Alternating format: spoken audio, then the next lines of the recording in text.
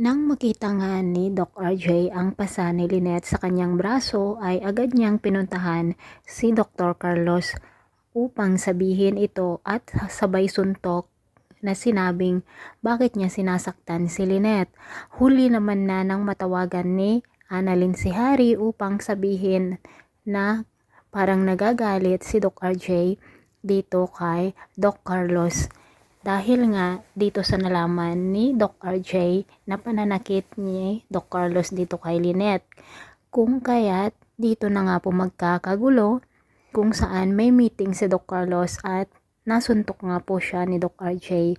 Samantala, doon naman sa venue kung saan kumain sila Giselle, Lynette at Don Pepe, nandoon na naman si Bruhildang Moira mga kapuso. At meron pang dala-dalang mga buto-buto na tira daw na kagaya daw nila niyon na tira-tira ng Apex.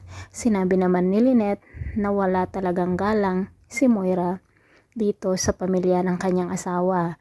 At sinagot naman ni Moira na bakit niya igagalang ang kanyang mga kaaway. Dito na nga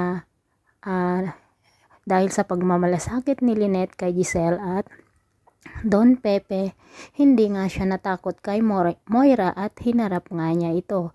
Sinabuyan nga ni Lynette si Moira ng tubig.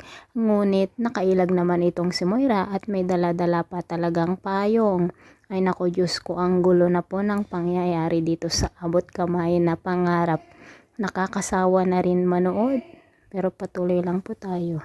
Thanks for watching. Bye-bye.